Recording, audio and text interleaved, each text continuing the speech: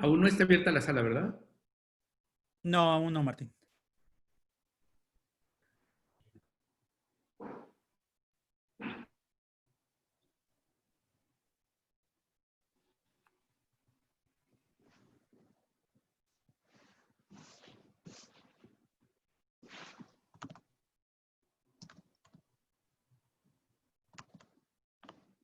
Ok, Cris, ya voy a dar clic en la última ventana.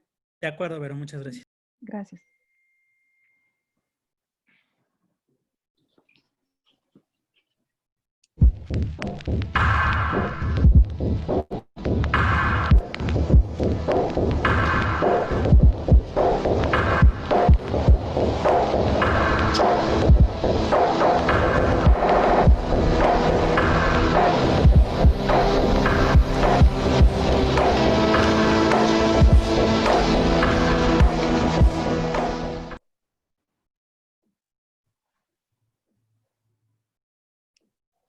Muy buenos días a todos y todas. Damos continuación al segundo día del Seminario Latinoamericano Salud Mental y Suicidio de la Niñez en la Pandemia, organizado por la Alianza por la Niñez Colombiana y Tejiendo Redes Infancia de América Latina y el Caribe. Mi nombre es Gloria Carvalho y estaré acompañándoles como moderadora durante este evento. Con el webinar de hoy, ¿Cómo prevenir los riesgos en los entornos de la niñez?, nos vamos a enfocar en varios aspectos generales frente a lo que es factores o condiciones vinculantes al fenómeno del suicidio, principales señales de alerta, los impactos que tiene el suicidio en los distintos entornos de la niñez y acciones de contención y prevención para llevarse a cabo. Vamos a contar con la representación de México, Bolivia, Perú y Colombia. Por ello hemos invitado a varios expertos representantes no solamente de gobierno, sino de academia, de práctica clínica y de organizaciones que atienden el tema. Nos van a compartir a partir de su vasta experiencia su perspectiva frente al tema. Por eso damos la bienvenida a Juan Martín Pérez, coordinador de Tejiendo Redes Infancia, a Verónica Claudia Alfaro Murillo, presidenta del Colegio de Psicólogos de La Paz, Bolivia, a Laura Múnera, profesional especializada del Grupo de Gestión Integral para la Salud Mental del Ministerio de Salud y Protección Social de Colombia, a Margarita Hoyos, psicoterapeuta de Colombia, a Camilo Barón, psiquiatra de la organización Niña María Colombia, y a Juan David en representación de niños, niñas y adolescentes. Juan David está representando a Perú y Verónica Alfaro del Colegio de Psicólogos de La Paz a Bolivia en particular. Bueno, vamos a invitar al público a ir planteando las preguntas a través del chat de preguntas y respuestas. Estas preguntas pueden ser respondidas por los propios panelistas a través del mismo medio a lo largo de todas las intervenciones. Sin embargo, al final vamos a tener un espacio en el que se van a dejar para responder a algunas de las preguntas planteadas. Una alerta especial para todos los participantes es que si ya se registraron en el Zoom, no necesitan volverse a registrar. Y es importante que no pongan sus datos personales en el chat, ya que con la inscripción tenemos registrada la información. Finalmente, para comenzar, vamos a darle la palabra a Juan Martín Pérez, coordinador de Tejiendo Redes Infancia América Latina y el Caribe, que nos dará una presentación general frente a aspectos claves correspondientes al tema. Adelante, Juan Martín.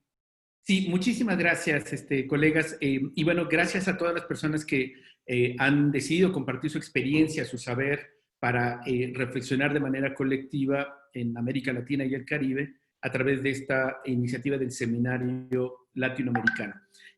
Quisiera destacar algunos elementos. Primero, ayer tuvimos una reflexión muy profunda, muy interesante y con datos duros y contundentes respecto a lo que está sucediendo en el contexto de pandemia y cómo incluso antes de la pandemia ya teníamos una tendencia ascendente de casos de suicidio en niños y niñas de menores edades. Incluso ayer parte de la preocupación era casos, en el caso colombiano, en los datos colombianos, de niños incluso en torno a los 5 años. Entonces, creo que tenemos que asumir que esto es una realidad, está sucediendo. Lamentablemente, no estamos teniendo en América Latina y el Caribe todas las respuestas desde la política pública, los dispositivos institucionales, dificultades en las comunidades y en las familias para poder identificar de manera preventiva. Sobre esa evidencia necesitamos entonces recuperar todo lo que ya hemos aprendido, lo que las personas expertas que nos acompañan hoy también nos estarán compartiendo y tratando de encontrar respuestas desde el contexto de las familias diversas, de las comunidades, además de exigir que las funciones del Estado o los estados en otros países operen. Me gustaría en este sentido destacar algunos marcos de referencia.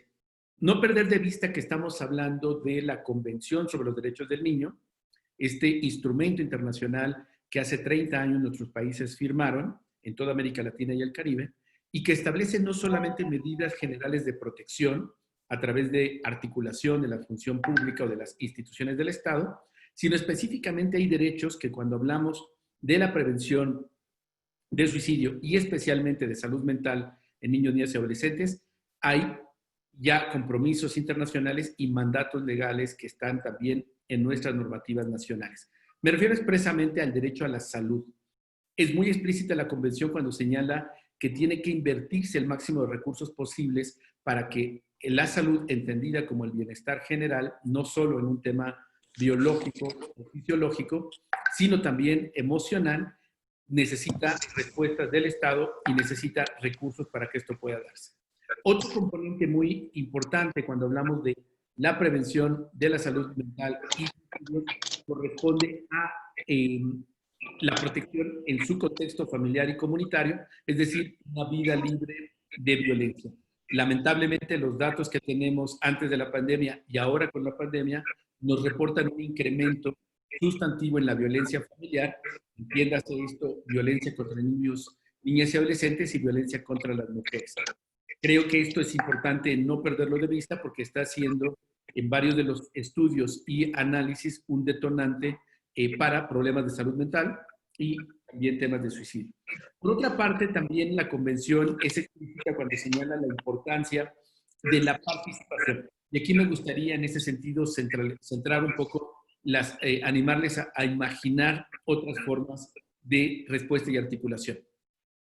Es decir, si nosotros, y les pediría que visualmente se imaginen un triángulo, literalmente, ¿no? Es decir, tenemos que tener presente que uno de los componentes que forma parte de la protección de niños, niñas y adolescentes en su salud mental e incluso alertas tempranas para prevenir riesgos de suicidio, implicarían lograr más redes sociales positivas. Entre más espacios donde niños y niñas estén acompañados y podamos tener más miradas, va a ser mucho más positivo para su estabilidad emocional, para detectar alertas tempranas. Necesitamos más espacios de participación y necesitamos más personas vitales que trasciendan al ámbito familiar inmediato. Obviamente estamos hablando en un sentido positivo. Esto puede también ser un factor de análisis y de alerta cuando encontramos que ellos están con muy pocos espacios de participación, con pocas redes sociales positivas y donde las personas vitales son muy limitadas. Dicho de otra manera, niños y niñas más protegidos son aquellos y aquellas que tienen más espacios de participación porque desarrollan habilidades, capacidades, están articulados en más redes sociales. No solamente me refiero a las digitales, que son para ellas y ellos naturales, sino clubes deportivos, organizaciones, actividades escolares o extracurriculares y, por supuesto, las personas vitales, además de la familia, amigos, amigas, abuelos, sobrinos, primas, gente que puede estar ahí cercana y de confianza. Y en el corazón de este triángulo que les planteo, de más espacios de participación, más espacios o más redes sociales positivas, más personas vitales, en el corazón de este triángulo está la autonomía progresiva, un principio de los derechos humanos de niños, niñas y adolescentes que significa decidir sobre su cuerpo y sobre su vida. Cierro con un comentario recuperando algo que ayer se planteó en una sesión intensa con muchos temas, pero con cierta dureza. Habría que preguntarnos hasta dónde el suicidio como un punto extremo de un camino largo de sufrimiento y de dolor no cruza con la dificultad que tienen niños, niñas y otras personas de no poder decidir sobre su vida. Y creo que precisamente de lo que se trata la participación es el derecho a decidir sobre mi vida, sobre mi cuerpo, sobre mi proyecto de futuro. Hagamos que podamos ir construyendo en torno a ellos, a ellas, ir tejiendo redes que les permitan tener estos elementos desde el marco de la convención, desde las obligaciones que tienen los estados y las instituciones, pero lo que podemos hacer en las familias, en las organizaciones, en las escuelas y en nuestras familias. hagamos que niños y niñas comiencen a decidir, tengan autonomía progresiva y acompañemos para que el proyecto de futuro sea algo viable y no sea algo que se agote. Muchísimas gracias, Gloria, y aquí dejo mi intervención. Muchísimas gracias, Juan Martín. Bueno, queda muy claro que con este marco de derecho a la salud, con sus elementos de redes sociales, espacios de participación, personas vitales y autonomía progresiva, vamos a darle la palabra a Verónica Alfaro, presidenta del Colegio de Psicólogos de La Paz, Bolivia. Adelante, Verónica. Muchas gracias, muy buenos días, gracias por la invitación, gracias a todas las personas que siguen este enlace por todas las redes que ustedes tienen. Me voy a permitir compartir la pantalla, por favor.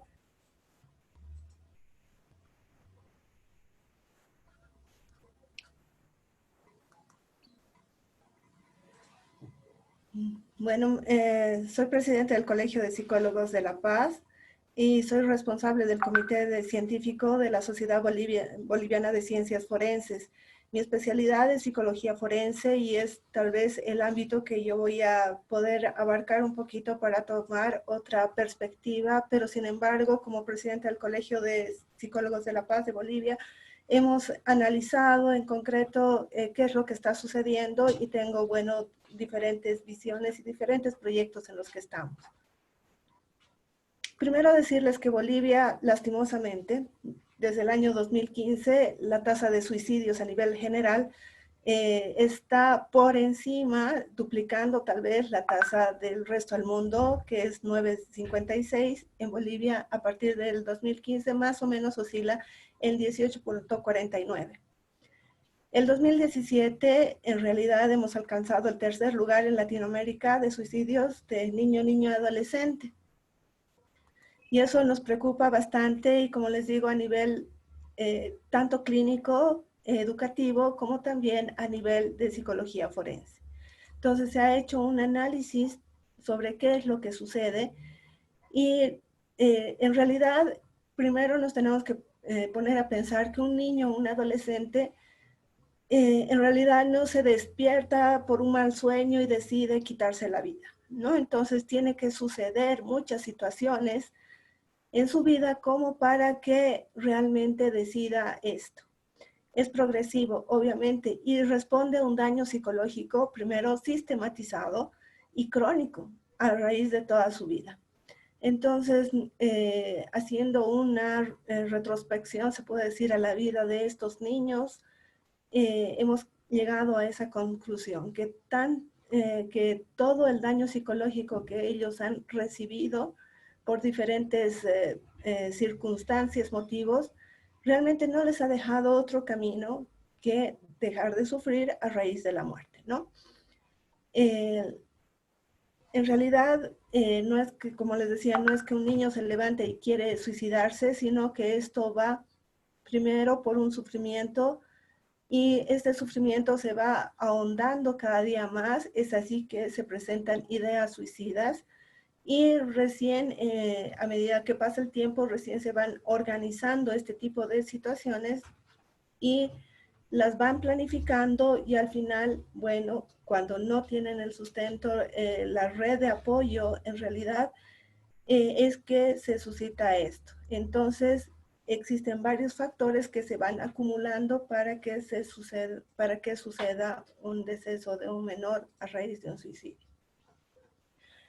Comentarles que en esta pandemia, por el momento, no tenemos registrado ningún suicidio en nuestro medio, pero sí ideas suicidas bastante en los canales que tenemos como red de apoyo nosotros que hemos instalado con diferentes instituciones, y sí tenemos bastantes personas en estos adolescentes y niños también con ideas suicidas. Entre los principales factores que nosotros hemos encontrado aquí en nuestro medio, primero es que los padres en realidad, especialmente los adolescentes, están trayendo al mundo niños sin un espacio, sin tener tal vez la condición de afecto que deberían tener estos menores, ¿no? Entonces, de ahí parte que hay una responsabilidad también de los padres y que se está haciendo negligencia paterna o materna a raíz de no proporcionarles afecto, atención y cuidado. Hay bastantes teorías que sustentan esto, en realidad en el hecho de privar emocionalmente al niño afecta tanto en sus condiciones conductuales, afectivas y emocionales.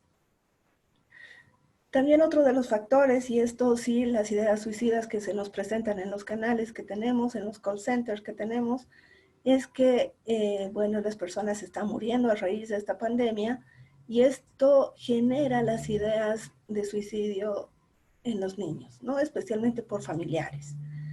También se ha suscitado que por esta pandemia ha habido bastantes personas que han alejado las mascotas de sus familias pensando que eran en realidad contagio de del virus, ¿no? Entonces esto ha afectado bastante a los niños y es por eso que también tenemos indicadores de ideas suicidas a raíz de la pérdida de sus mascotas.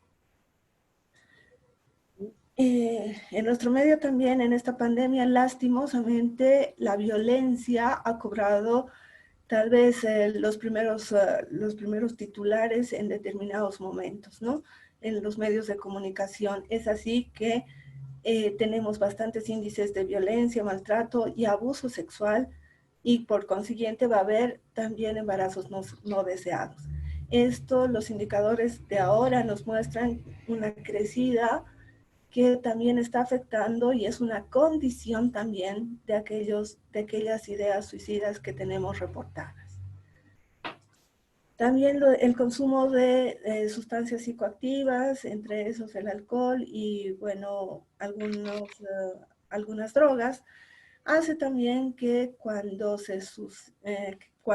encuentren, por ejemplo, un cadáver de un menor que consumía alguna droga, se piense en realidad que simplemente es una sobredosis, pero esa sobredosis que involucra a esta muerte tiene que ver con la autolesionarse, ¿no? Entonces la autolesión llega inclusive hasta la muerte.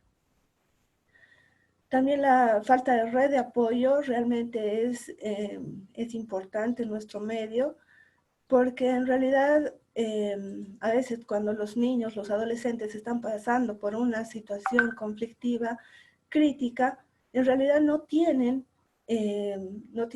aparte de los padres, muchas veces que ni siquiera existen los padres porque están alejados por diferentes motivos, cuestiones de trabajo o porque realmente no lo han asumido como tal y bueno, dejan a veces al cuidado de los abuelos, a los niños. Entonces, cualquier situación que ellos atraviesen, muchas veces no tienen ni siquiera la red de apoyo del colegio, no tienen red de apoyo de algunos familiares y es por eso que se quedan en indefensión.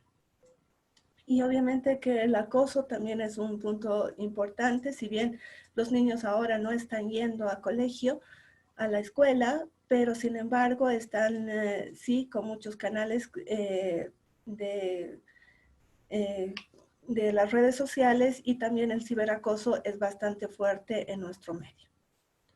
Como mecanismos neurobiológicos que nosotros hemos encontrado que están ligados especialmente a este fenómeno, vemos una disminución considerable en la serotonina y que esto causa, de acuerdo a bastantes investigaciones, un vacío emocional, una desmoralización, una desesperanza en realidad y obviamente la ideación suicida que está como producto de esta disminución de la serotonina.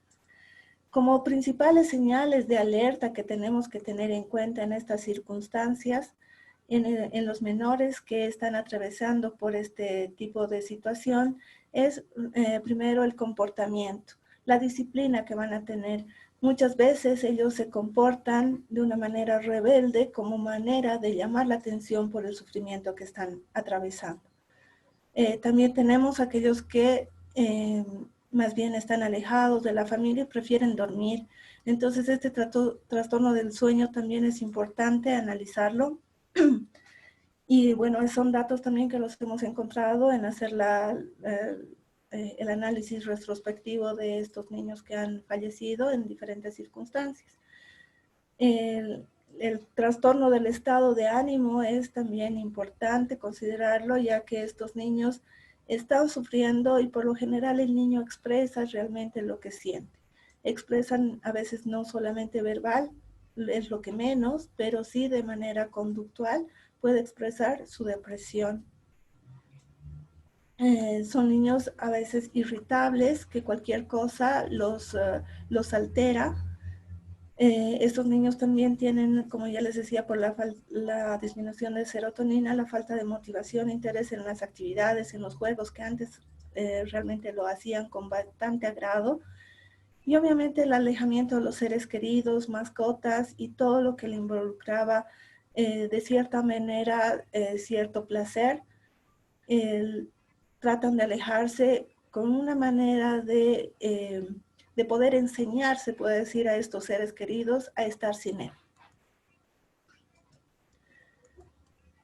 Los impactos en el entorno, especialmente a nivel familia, padres, nosotros hemos encontrado que tienen por lo general pensamientos distorsionados, siempre tratan de encontrar un culpable, echándose la culpa por lo general entre ambos padres o a la persona que esté a cuidado.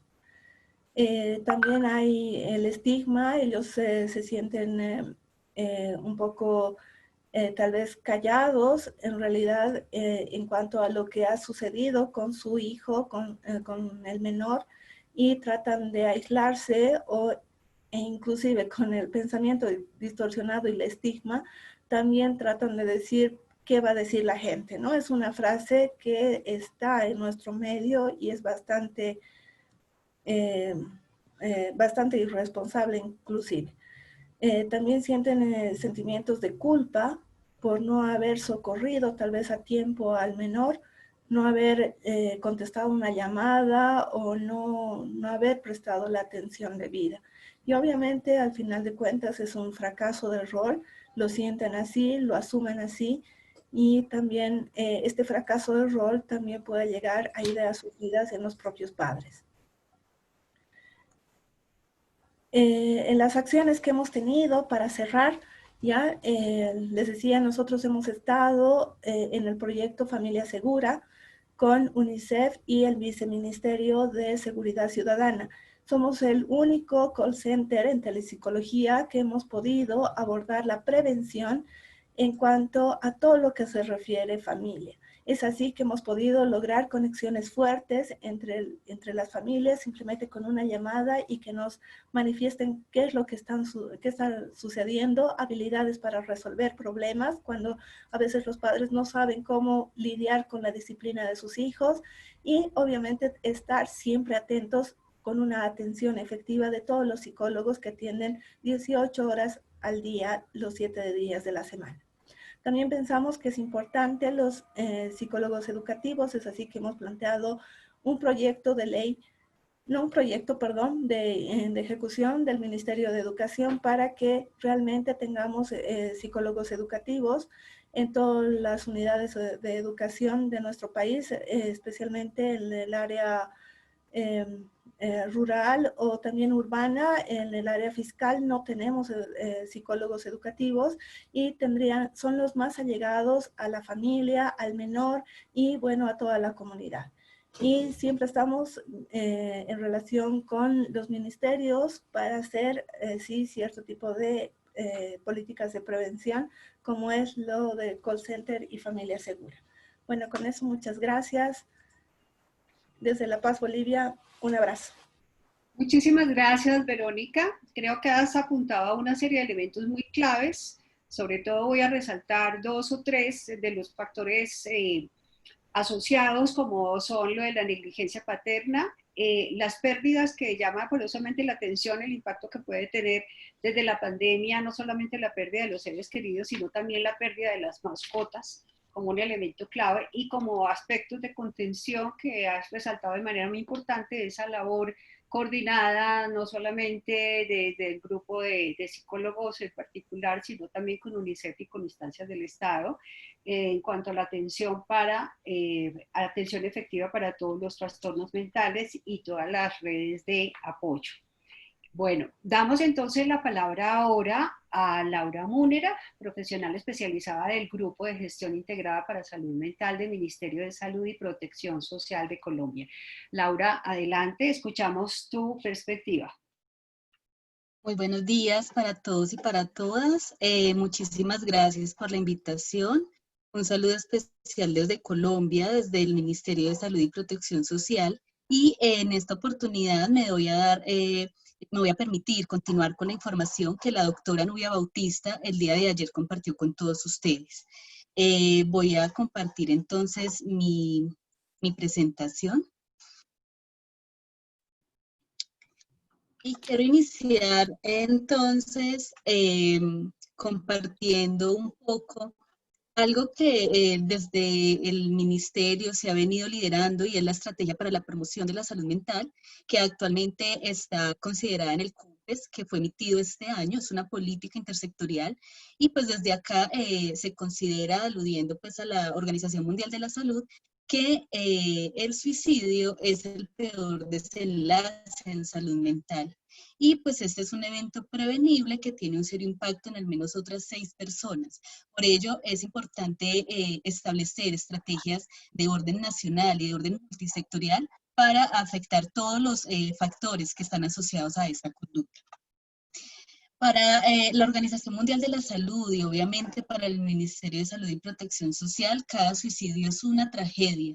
Más allá de los números que nos indican los casos que se presentan día a día, es importante analizar que cada suicidio es una tragedia para alguien o para algunas personas, un grupo de personas, ya que el suicidio genera diferentes efectos sobre las familias, los amigos y las comunidades, como bien lo mencionábamos ayer. Hay una afectación en el proyecto de vida de esas familias, de esas comunidades. Y pues aunado también a lo que acaba de mencionar la doctora Verónica, aquí también sucede un duelo complicado para los padres, porque digamos, los seres humanos estamos preparados, o digámoslo así, estamos más preparados y organizados para atender el fallecimiento de nuestros padres, pero poco preparados para atender el fallecimiento de nuestros hijos, dado caso se presente el suicidio de niños, niñas o adolescentes. El suicidio tiene múltiples repercusiones en diferentes sectores. Sabemos que hay algunas situaciones que se limitan en materia de productividad cuando se presenta una muerte y sobre todo si es una muerte en niños, niñas y adolescentes. Además, pues sabemos también que hay afecciones, mucho tiempo después puede haber un riesgo de imitación ante el suicidio. Y hay algo clave que desde el Ministerio de Salud y Protección Social hemos estado trabajando desde hace algún tiempo, y es la relación o las afectaciones que tiene el suicidio para los pueblos y comunidades indígenas, por el riesgo de extinción de estos pueblos en Colombia. Entonces, esos son como algunos elementos clave de por qué el Ministerio aborda la salud mental en el marco de los derechos humanos y el desarrollo humano. También vale la pena mencionar que la prevención de la conducta suicida pues requiere un análisis de todos los factores que actúan acumulativamente en cada persona, y por ello los enfoques que debe tener cada una de las propuestas que se hagan en materia de prevención de la conducta suicida debe tener un enfoque multisectorial amplio, pues que aborde los diversos grupos de población y de riesgo y sus contextos a lo largo de todo el curso de vida, haciendo especial énfasis en este escenario en los niños, niñas y adolescentes. No obstante, pues hay un factor que consideramos es común en todos los casos de conducta suicida, y tiene que ver con la crisis, no entendiendo la crisis como un evento negativo, sino como un estado temporal de trastorno o desorganización que se puede generar por cualquier evento en la vida, algunos esperados, como el ingreso a la escuela, por ejemplo, pero pues otros que tal vez no son esperados, son más bien circunstanciales, y esos eventos pues, pueden ser, por ejemplo, la pérdida de ser querido o de ser víctima de algún tipo de violencia, etcétera, que pues definitivamente generan crisis en los seres humanos. Sabemos entonces que todos los seres humanos estamos enfrentándonos día a día a diferentes eventos que nos generan tensión y cada uno pues está en la tarea de hacer frente a ellos, a esos factores, a esos eventos para continuar en la vida. Y pues para ello los seres humanos hacemos dos tipos de evaluaciones. Una evaluación de ese suceso que acontece y que posiblemente pueda ser bastante desbordante para nosotros o puede ser irrelevante de acuerdo a esa evaluación, y pues una segunda evaluación es las capacidades que se tiene para afrontar esa situación. Resulta que cuando la evaluación tiene como un resultado negativo, es decir, para mí el suceso puede ser muy complejo, o pues definitivamente siento que no cuento con esas capacidades, pues tal vez esa puede ser una razón, una motivación para tomar la decisión de afectar, de acabar con nuestra vida. Ese entonces es como un panorama grande de cómo en el marco de qué fenómeno se está considerando la conducta suicida al interior del Ministerio de Salud, específicamente del interior del Grupo de Gestión Integrada para la Salud Mental. Debemos entonces tener en cuenta que esa evaluación que cada ser humano hace depende de diferentes elementos. Tener en consideración que cada ser humano es diverso, tiene características que los hace diversos, características personales, del contexto y principalmente las vivencias que ha tenido, y eso es uno de los elementos que se debe considerar a la luz de cada una de las acciones que se planteen para prevenir la conducta suicida en cualquier entorno y en cualquier nivel.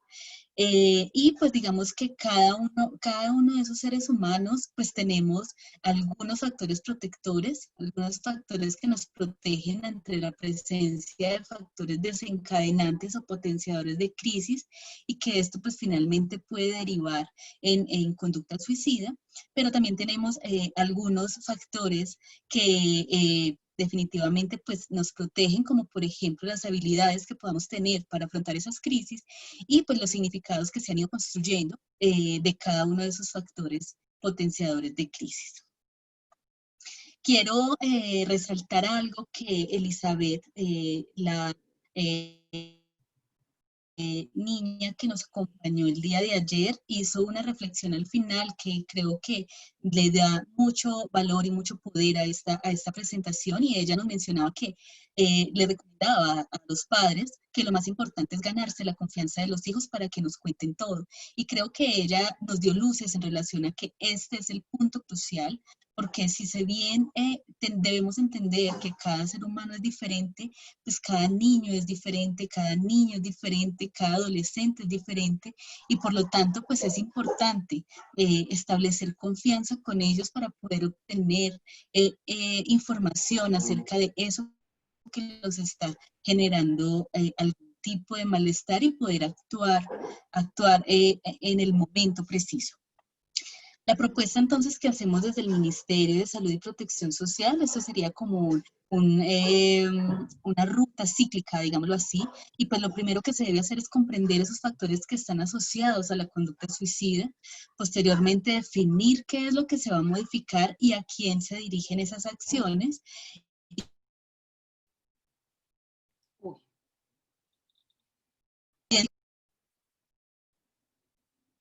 Parece que te estamos Identificar perdiendo. los aliados y las capacidades. Ejecutar las acciones por niveles de riesgo y hacer una evaluación y ajuste a esas acciones si se tienen los resultados quizás no deseados. Todo esto enmarcado en el diálogo de saberes, que es un punto crucial, y por ello traigo acá también un lineamiento que se construyó el año pasado, se publicó el año pasado desde el Ministerio de Salud y Protección Social, que es un lineamiento para el cuidado de las armonías espirituales y de pensamiento de los pueblos y comunidades indígenas. Y esto, por ejemplo, nos da luces en materia de cómo abordar cualquier intervención en salud mental que se haga con este tipo de comunidades que definitivamente generan un impacto diferente en ellas. Algunos factores que seguramente ya se han mencionado, se mencionaron el día anterior, ayer, y pues ahora la doctora Verónica mencionó, y pues aquí tiene que ver con muchos factores que son estructurales, hay otros que son un poco más individuales, y pues digamos que básicamente en los niños, niñas y adolescentes, pues es necesario identificar si hay insatisfacción de las necesidades humanas, sobre todo aquellas que están relacionadas con la protección y la seguridad, si hay exposición a diferentes formas de violencia, las pérdidas significativas que definitivamente es crucial en este tipo de población, el debilitamiento de los vínculos afectivos y en este sentido en los niños cobra gran relevancia en materia de sensación de desamparo y pues la falta de apoyo social. La falta de sentido de propósitos en la vida, que es importante identificar a tiempo, las pocas herramientas que quizás se tengan para lidiar con las crisis que los niños y niñas y adolescentes deban enfrentar, el aumento de las prevalencias de los trastornos afectivos, intentos de suicidio previos, que eso definitivamente es un factor potenciador o es un factor determinante a la hora de hablar de conducta suicida, los antecedentes familiares de suicidio, el dolor crónico, que esto es un elemento fundamental cuando estamos hablando de prevención de la conducta suicida, el aumento en las prevalencias del consumo de sustancias psicoactivas, las brechas para la prestación de los servicios de salud, con enfoque intercultural, y esto hace realmente un impacto importante en las comunidades étnicas, el acceso a los medios letales, el papel de los medios de comunicación en este tema, que definitivamente ahondan los procesos de estigma, y las actividades que incentivan las conductas autolesivas, como las que conocemos como retos virales, que definitivamente en los adolescentes y en los niños y las niñas, pues tiene un impacto importante. Posterior a ello, entonces, definir lo que se va a modificar. Ya sabemos que podemos modificar disminuyendo factores desencadenantes o potenciadores de crisis, fortaleciendo los factores protectores, potenciando esas habilidades para afrontar los sucesos que generan crisis y orientar o hacer estrategias de orientación en la modificación de esos significados, y eso también pues tiene que ver con la terapia que se pueda brindar. Después de esto, definir hacia qué población se estará dirigiendo cada una de las acciones, si es para toda la población, si es para la población que consideramos vulnerable, o pues si ya es dirigida a los individuos vulnerables dentro de una población específica. En ese sentido, pues el ministerio también ha propuesto o se ha puesto en marcha de generar una estrategia multisectorial, y pues por eso digamos, ha hecho una invitación y ha hecho un juicioso trabajo con diferentes entidades para poner el tema de prevención de la conducta suicida como un tema primordial de abordaje y de importancia en salud pública, y pues esa es una tercera tarea importante. Las acciones que se han de realizar, pues seguramente ya muchas se estarán realizando, y por ello en los entornos lo que nosotros proponemos es que se analice qué se está haciendo y si es necesario crear, direccionar, ajustar o visibilizar las acciones que se están haciendo. Y algo muy importante es articular cada una de esas acciones que se estén llevando a cabo en los sectores para que realmente se tenga un impacto importante en prevención de la conducta suicida. Hay un elemento desde el Ministerio de Salud que es crucial también identificar o tener a la mano cuando se vayan a establecer estrategias de prevención de la conducta suicida, y es la Guía de Práctica Clínica para la Prevención, Diagnóstico y Tratamiento de la Ideación y o Conducta Suicida, que fue emitida en el 2017 y que nos dan algunos elementos, muchos elementos en materia de evaluación, en materia de abordaje de la conducta suicida, y también tiene elementos de prevención desde los entornos. Algunas señales que seguramente ya lo mencionó la doctora Verónica y que seguramente los compañeros panelistas también abordarán, son algunas señales que nos indican que cada persona está teniendo una lucha interna entre seguir viviendo o acabar con su vida. y esto puede tener algunas manifestaciones relacionadas con la depresión o la ansiedad, como las que presentamos en esta diapositiva, entre ellas la pérdida de la esperanza, los cambios intensos de ánimo, sentirse atrapado sin salida, la angustia, desesperación, el aislamiento, la anedonia o el desagrado por actividades que anteriormente disfrutaba, irritabilidad, descuido por su apariencia, alteraciones en el sueño y el apetito, pues, y el aumento en el consumo de sustancias psicoactivas. Ya cuando hay, digamos, algunos decisiones o planes en materia de conducta suicida, pues hay algunos señales que nos deben llamar la atención, como esas acciones riesgosas o imprudentes, acciones que tal vez empiecen a sugerirnos que la persona se está despidiendo, ausencia de planes a futuros y pues tal vez empezar a buscar en línea formas para acabar con su vida. Y pues hay algunos signos inminentes que nos hablan de que la persona está a punto de intentarlo, pues entre esas la amenaza de lastimarse, hablar de querer morir y pues buscar acceso a objetos letales en momentos de angustia. Esto para identificar si de acuerdo a la Organización Mundial de la Salud hay diferentes riesgos, si hay un riesgo leve, moderado, grave o extremo, y acá la invitación es a identificar o proponer que cada entorno debe prepararse para atender o para abordar cada uno de los niveles de riesgo y no esperar a que la persona esté en un riesgo grave o extremo para actuar. Debemos entonces, desde un marco de previsión, estar atentos a esos elementos que nos pueden dar luces acerca de que una persona puede estar en riesgo de suicidio. Las personas a menudo son reacias a intervenir por no saber qué decir, por temor a hacer más daño, porque no nos han solicitado ayuda, pero el llamado que se hace desde el Ministerio de Salud es que todos juntos podemos salvar vidas. Y ese es el primer llamado que invitamos a los entornos a establecer y es hacer esa sensibilización para que cada uno desde su rol pueda ejercer diferentes acciones que puedan realmente salvar vidas.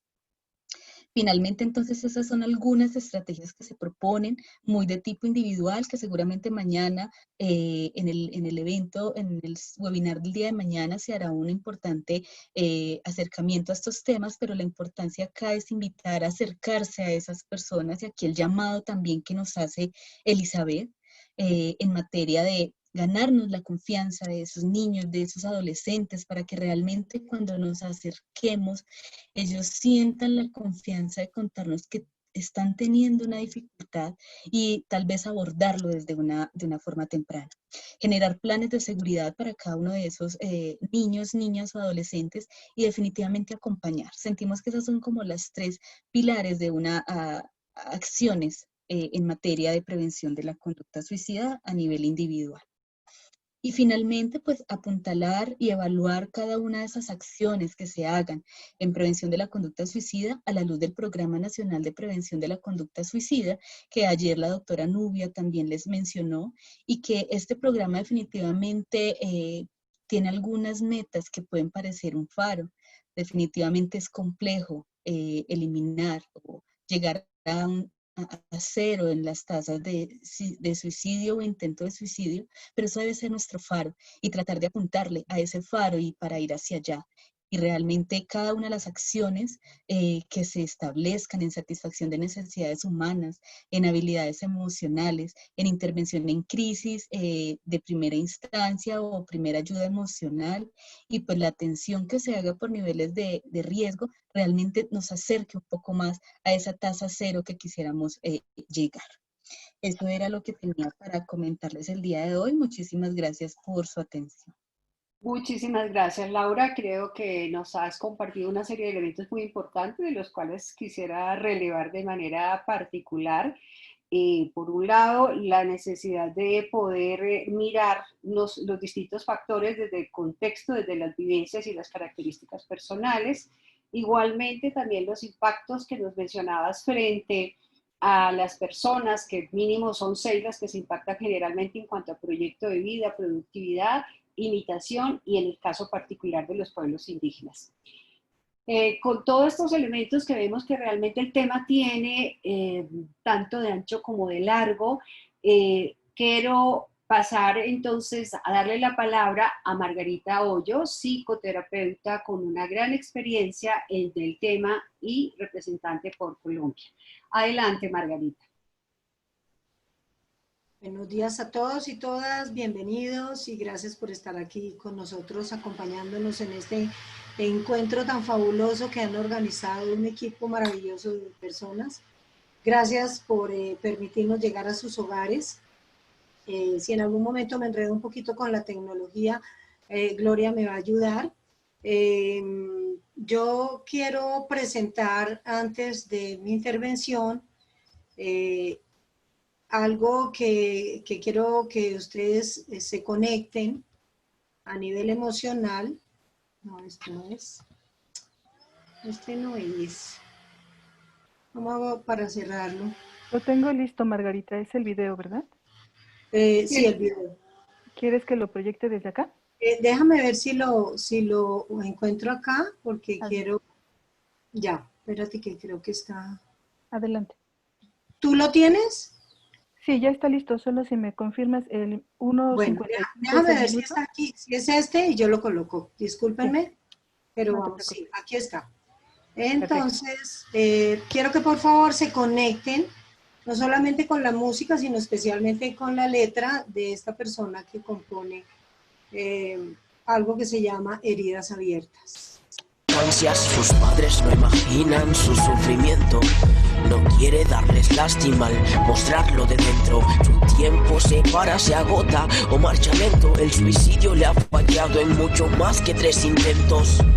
Su cuerpo jamás fue el que anhelaba, nadie la ayudaba, solo la criticaban. Ese punto donde no te reconoces a ti mismo y el abismo se hace chico al tamaño de sus cortadas. Ni hadas ni ángeles caídos, siente que no puede y todo yace perdido. Su trayecto es tan ocre y retorcido que está viva es por la suerte o por el brillo en sus latidos, o al menos eso muestra en la superficie.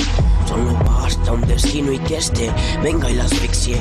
Mira la ventana y sus días son grises. Dibuja sus lesiones como escribir con lápices. No hay tapices que la oculten y la evadan. Busca ayuda en lo que sea, pues está desesperada. Sé que cuesta y sé que llora porque está cansada. Miro la tristeza en su alma y su mirada. No es un antisocial cualquiera, está aquí para mostrar su lado más oscuro. Es un muro aunque todos la hieran, y no hay fieras o lamentos que detengan el futuro. Lo juró, ella quiso ver el cielo, pero el mundo toma en cuenta solo a caras de seda. Es más hija de las críticas de su infierno, y el invierno que le empaña forma su propia guerra. No le aterra pensar en que mañana pierda todo. Si ha pasado más de un cuarto de su vida en el lodo, es distinta de todos modos. Más de una herida la acompaña y no son las de sus codos. Es traumante pasar por tantos actos. El asfalto es lo único que cambia su rutina. Estar en un PC es más con salto, y para dormir un poco más, un paquete de aspirinas. Y no hay rimas que expliquen lo que siente. Extraña los momentos cuando se sentía feliz, pero el mundo se torna impertinente cuando lo que ves al frente solo tiene color gris. Y no hay rimas que expliquen lo que siente. Extrañan los momentos cuando se sentía feliz, pero el mundo se torna impertinente cuando lo que ves al frente solo tiene color gris.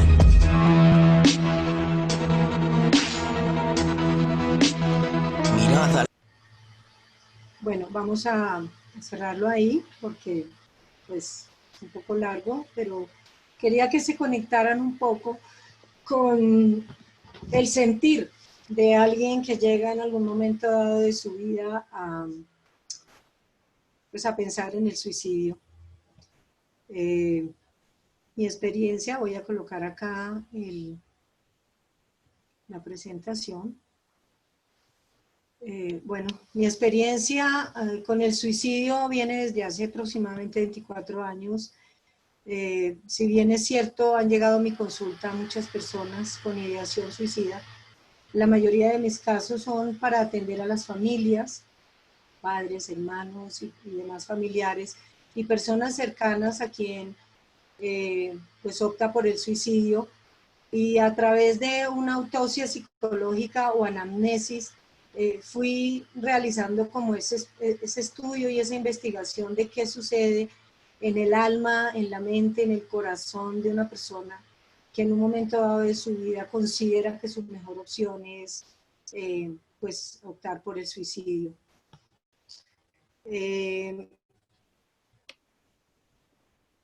Las demás personas, y de manera muy oportuna y muy sabia, nos han explicado las causas, los detonantes, los predisponentes. Espérense porque se me fue. Aquí está.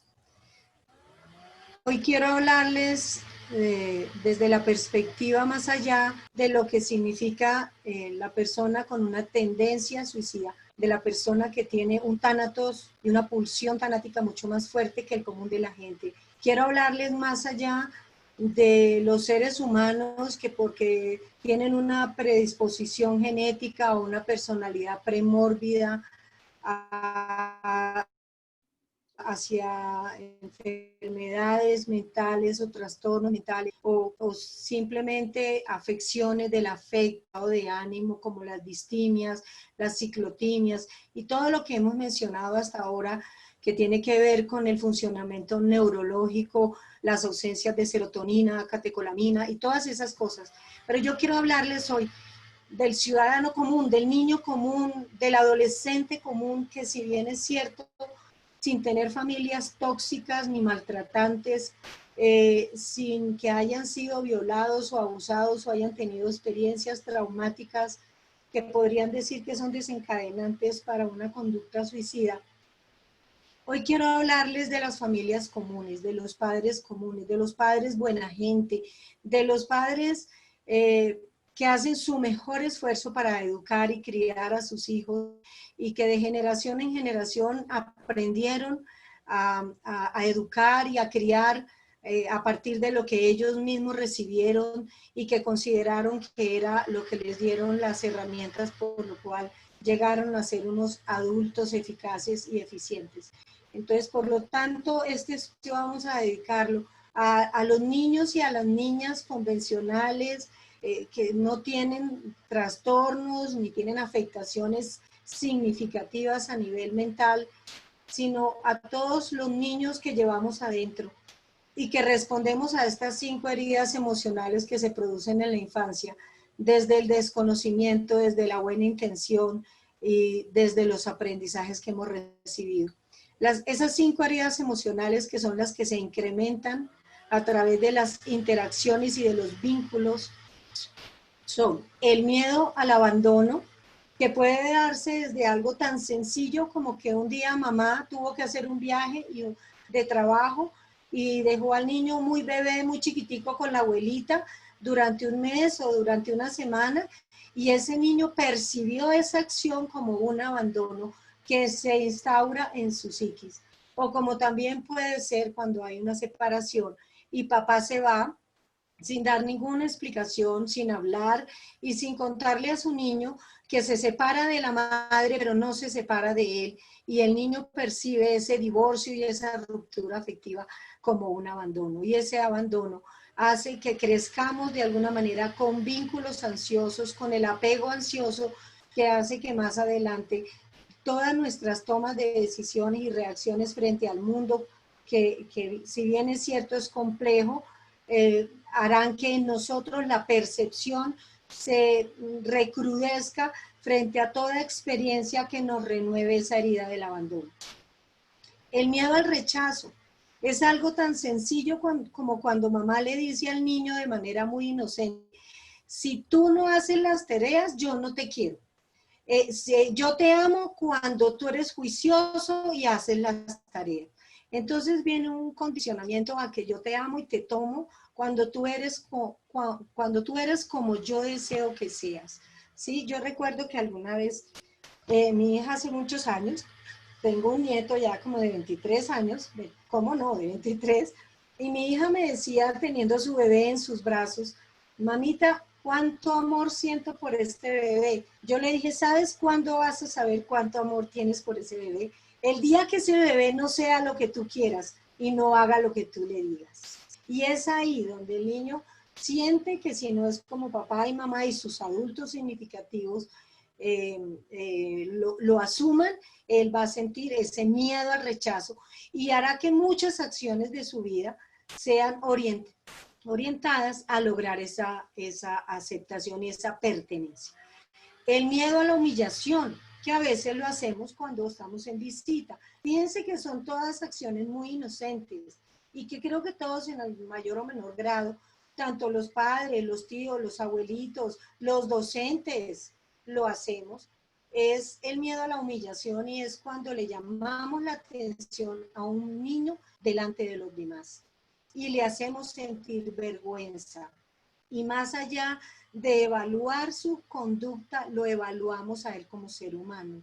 Y ese niño va a sentir que es inadecuado y que se ha sentido avergonzado delante de los demás, cuando los niños desde pequeños lo primero que quieren es ser aceptados y reconocidos tanto por sus adultos como sus coetáneos, es decir, sus grupos pares, sus compañeros. Llamar la atención de un niño, cójalo aparte y lléveselo, porque cuando usted le llama la atención a un niño delante de los demás, usted le está produciendo una herida de humillación. El miedo a la traición, uno diría, pero ¿cómo yo de adulto voy a traicionar? Claro que sí. A veces traicionamos cuando por alguna razón el niño nos cuenta su secreto más íntimo y luego se da cuenta que se lo estamos contando a alguien más.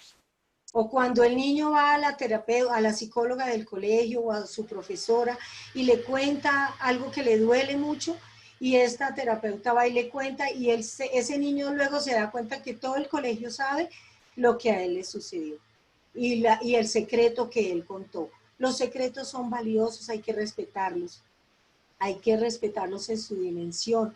Y no solamente la traición de faltarle al secreto a ese niño, sino la traición de invalidarle su percepción de la vida y su dolor ante una situación que seguramente para un adulto puede parecer insignificante.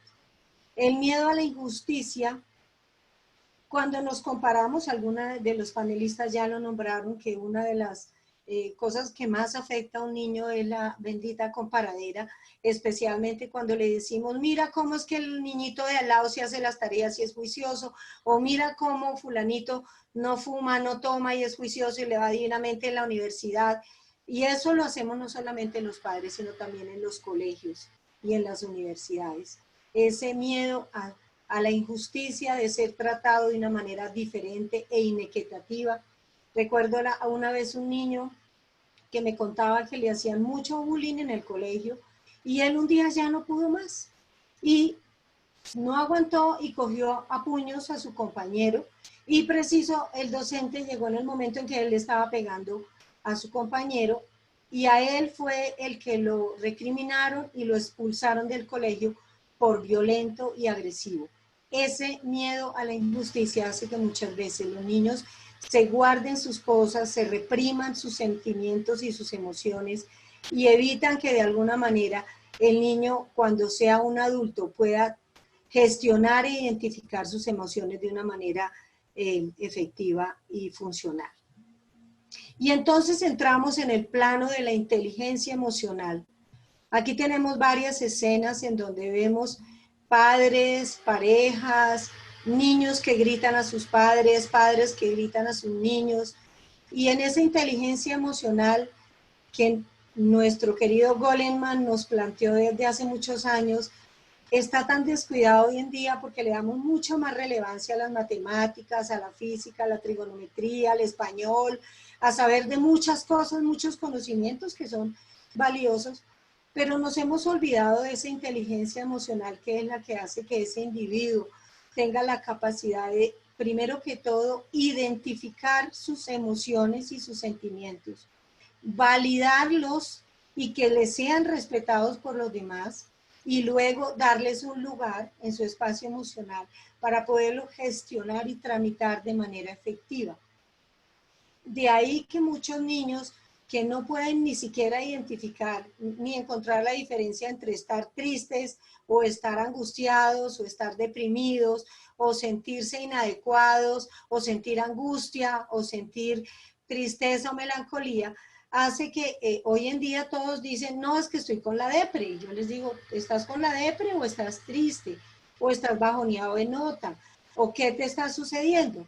Entonces, en la inteligencia emocional, ¿qué debemos hacer como adultos?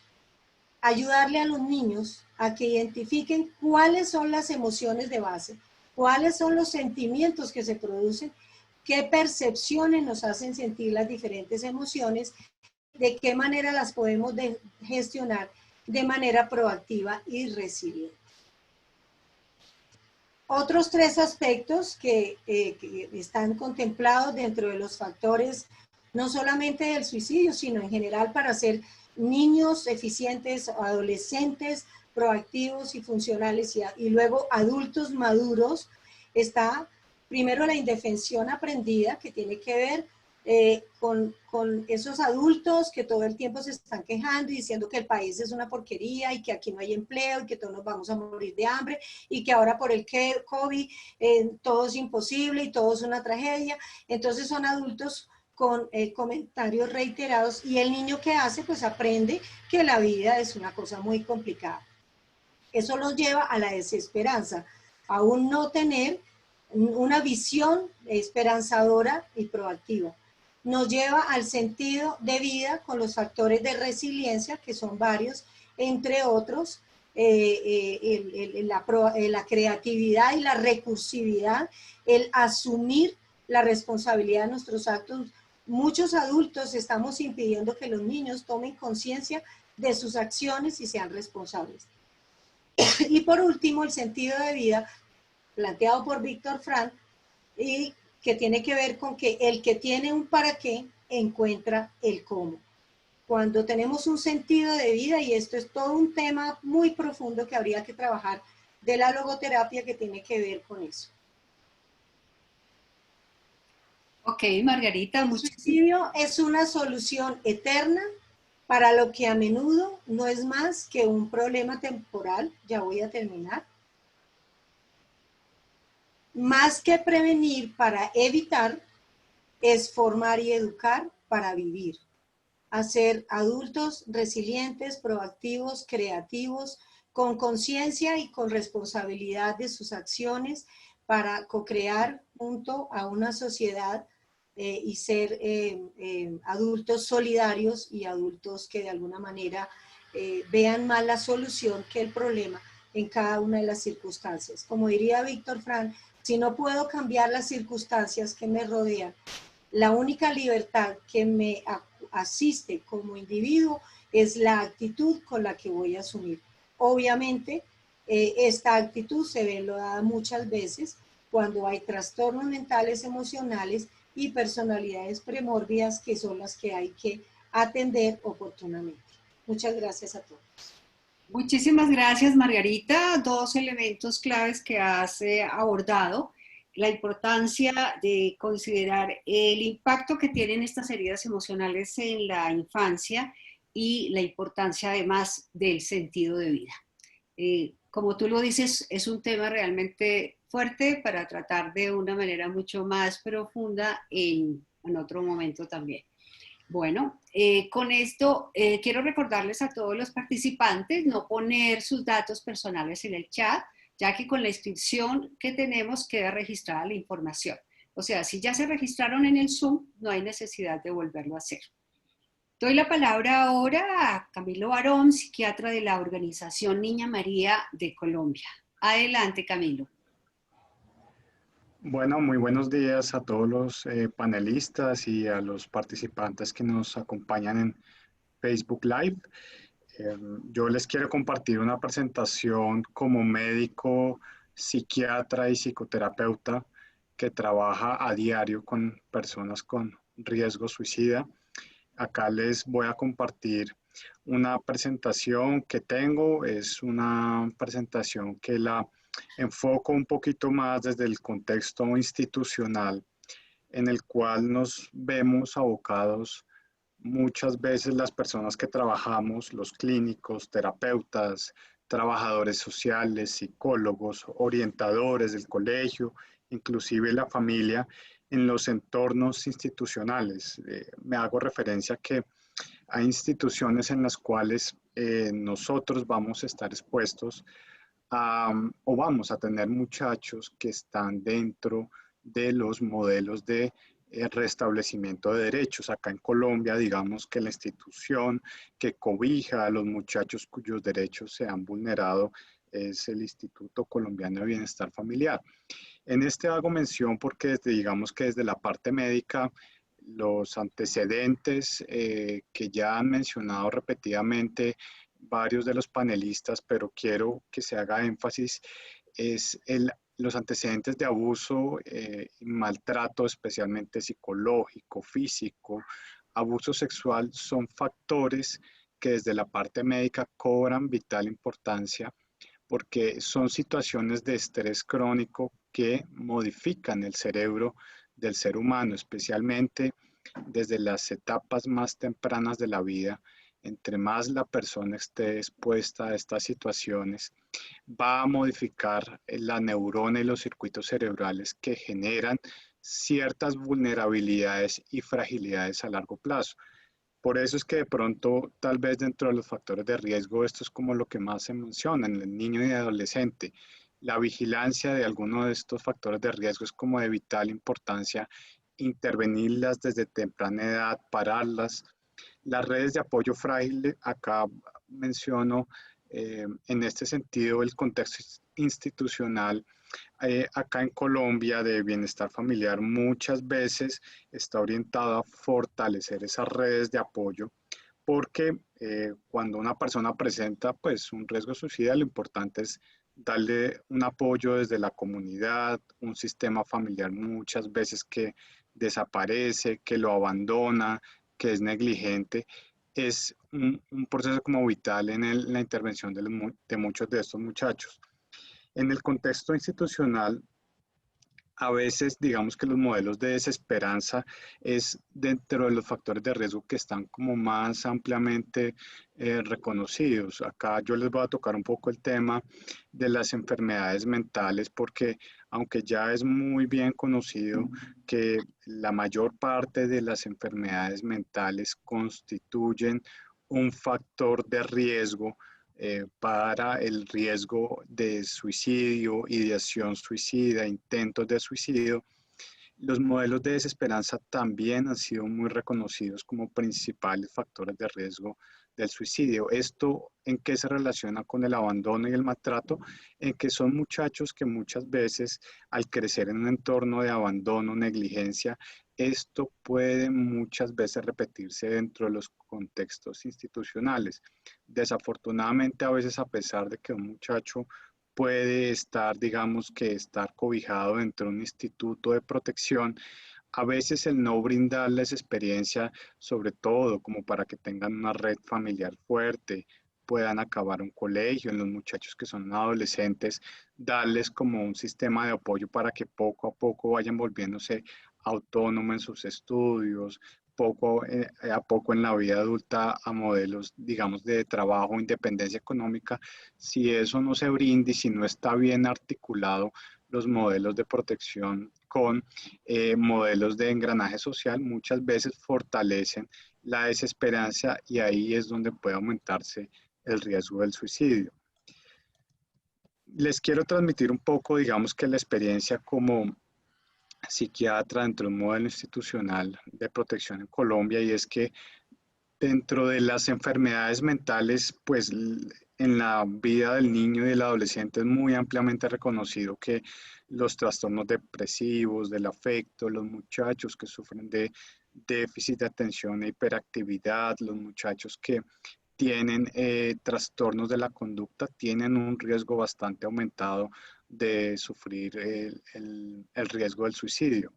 Acá les menciono un poco del contexto institucional y es que cerca del 60% de los muchachos que puede tener una institución pueden estar presentando condiciones que a veces puede que no se tengan en cuenta como riesgos de suicidio, pero que son también frecuentemente observadas, y es que son los trastornos del neurodesarrollo, dígase la discapacidad intelectual o muchachos que sufren de trastornos del espectro autista, porque esto confiere un riesgo más alto, sobre todo en la impulsividad, en intentos de suicidio que no son premeditados, sobre todo también muchachos que dentro del trastorno del espectro autista carecen de habilidades sociales. Eso es un factor de riesgo que a veces se puede pasar por alto y no se identifica, y dentro de la parte clínica a veces puede asociarse solamente los trastornos de ansiedad o los trastornos depresivos a los riesgos suicidas.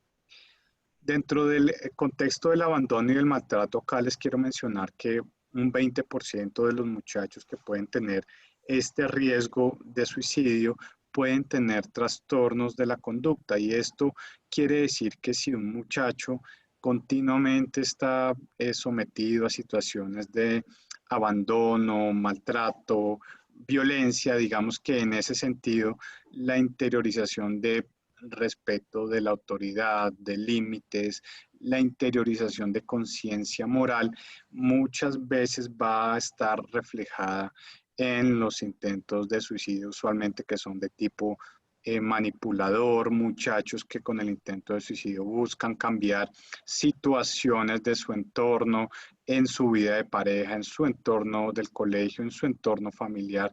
Entonces, digamos que acá les hago mención un poco de esto porque a veces no se tiene en cuenta, y es que los intentos de suicidio también hacen parte dentro de la manifestación de estructuras de personalidad patológica, algo como que han preguntado con bastante frecuencia en el chat, y es que, bueno, ya más tarde les voy a mencionar el tema de las conductas autolesivas, sobre cómo identificar situaciones que pueden ser de riesgo en este sentido.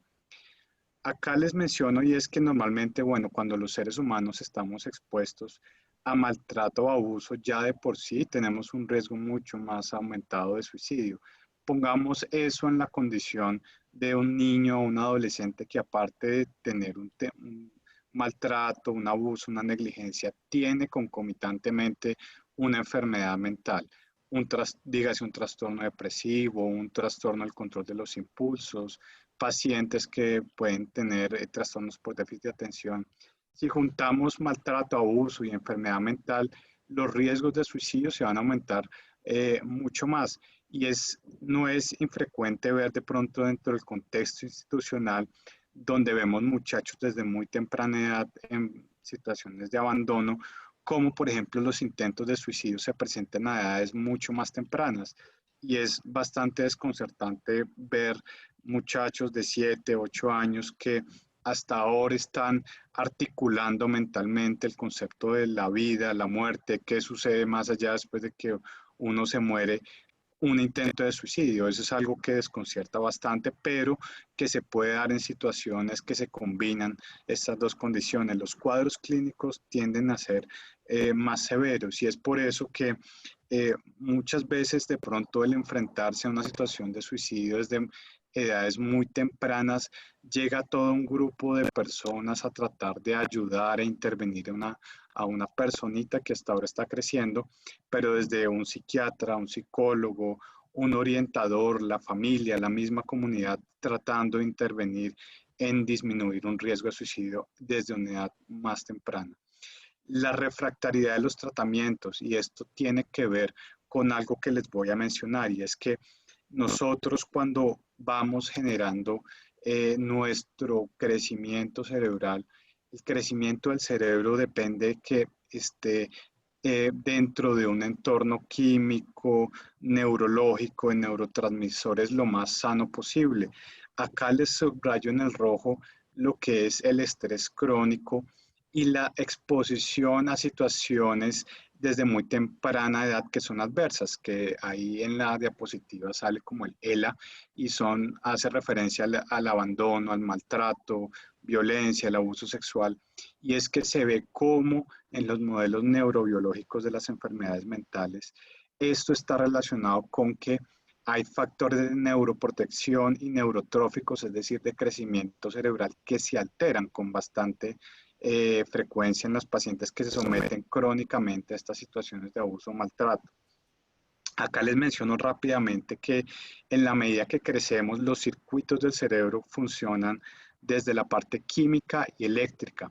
Si eso no funciona bien, digamos que les pongo una analogía, pero como para que se entienda un poco, y es que funciona más o menos como el circuito eléctrico a veces de un carro. Si empieza a fallar en el futuro nuevamente, podemos intentar arreglar ese circuito, pero si vuelve otra vez a tener un daño al circuito, cada vez es más difícil corregirlo o modificarlo. Es por eso que desde que se trabaje a más temprana edad en estas situaciones de estrés crónico, más fácilmente va a la persona a disminuir el riesgo suicida. Acá les subrayo un círculo rápidamente que en la medida que avanza la psicofarmacología y los estudios a nivel médico, las intervenciones, digamos que son mucho más variadas a nivel de medicamentos e intervenciones de tipo psiquiátrico. Pero si vamos al comienzo, acá donde les señalé el circuito del estrés y la exposición a eventos estresores tempranos, fíjense que esto no es solamente una cuestión del medicamento, sino que esto tiene que estar engranado desde intervenciones psicoterapéuticas comunitarias para que el estrés crónico se disminuya en la mayor medida de lo posible. Acá menciono algo que han preguntado varias personas dentro del chat y es la presencia de conductas autolesivas. Identificar siempre si hay intencionalidad o no hay intencionalidad suicida, porque la conducta autolesiva puede estar enmarcada dentro de estructuras pues patológicas de personalidad. Esto ha venido cada vez en aumento y digamos que siempre se recomienda la escucha activa, la confidencialidad, mucha empatía cuando se identifican estas conductas autolesivas. No siempre una mayor profundidad de una lesión indica que es más letal. Muchas veces la noción de la persona puede ser con un corte superficial, puede haber una intencionalidad suicida. Entonces, nunca minimizar, siempre que se presente, tenerlas en cuenta, no restar importancia en los casos que se presenten este tipo de conductas. Y acá como para finalizar, y es que entre más temprano intervengamos a un muchacho con un riesgo suicida, mucho más rápido vamos a poder intervenir y disminuir el riesgo. Se recomienda bastante regularidad y continuidad, especialmente en los sistemas de salud. Hoy en día es difícil brindar regularidad, pero sí se recomienda psicoterapias de 1, 2 veces a la semana como mínimo, porque eso favorece mucho el pronóstico a futuro. Bueno, digamos que eso era como lo que quería transmitir en la exposición. A todos y muchas gracias. Muchísimas gracias, Juan Camilo. Creo que nos ha dado otros elementos muy importantes de información frente al fenómeno. Quisiera destacar uno de los aspectos en los que has hecho énfasis especialmente interesante, y es el tema del estrés crónico y la forma en que esto afecta los circuitos químicos y eléctricos, y de alguna manera la relación que esto tiene también con todos los factores asociados al suicidio, como son los antecedentes de los múltiples maltratos y los modelos también de desesperanza. Doy la palabra entonces, ya después de haber escuchado a los expertos. Creo que va a ser muy importante escuchar a nuestro representante de niñas, niños y adolescentes frente a cuál es su percepción y cuál es su planteamiento frente al tema. Juan David, representante por Perú, te damos la palabra.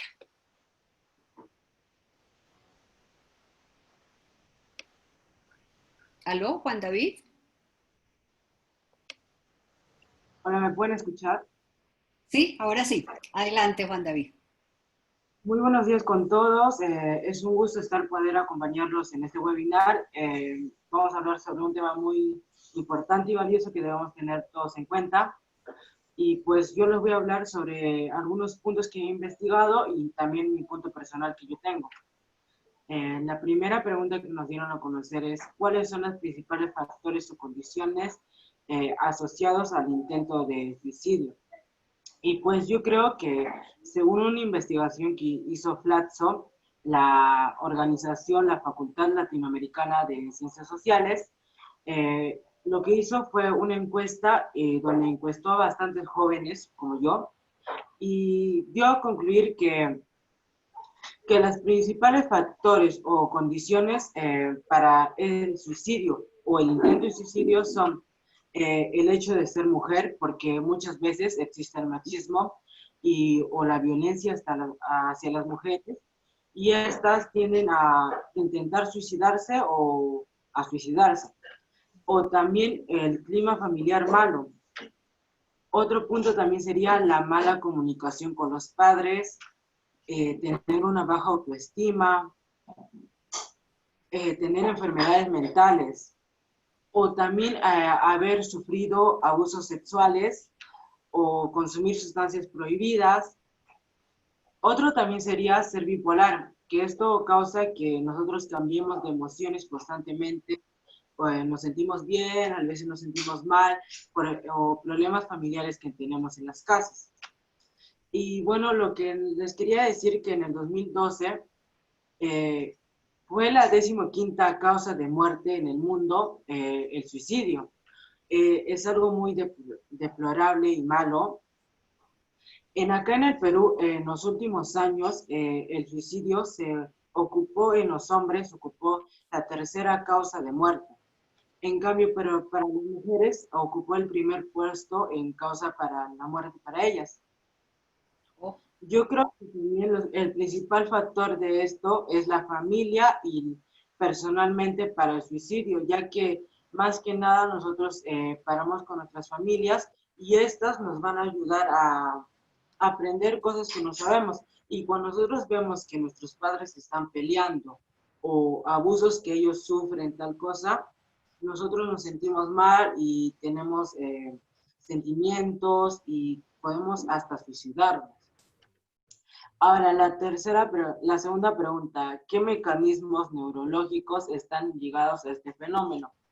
Según lo que yo he investigado, la difusión de la corteza prefrontal del cerebro es la que causa que nosotros tengamos pensamientos o emociones que nosotros sintamos esa necesidad de suicidarnos o por problemas que nosotros tenemos. Además, la tercera pregunta que nos dieron a conocer, ¿cuáles son las principales señales que debemos tener en cuenta en las actuales condiciones? Los principales señales que debemos tener en cuenta en los adolescentes es que estos de la nada empiezan a cambiar sus emociones, tienen ansiedad o evaden a las personas, no quieren conversar con sus familiares, se sienten mal o tienen frustraciones de la nada y muchas. Ahora, yo creo que acciones debemos de prevención debemos realizar los NNA, la familia, las autoridades, la comunidad. Yo creo que las autoridades deberían impulsar a las organizaciones que den charlas o más que nada a los psicólogos, porque en lo personal en mi colegio existe un psicólogo, pero lo que pasa es que no puede estar para todos los casos, porque solo es un psicólogo.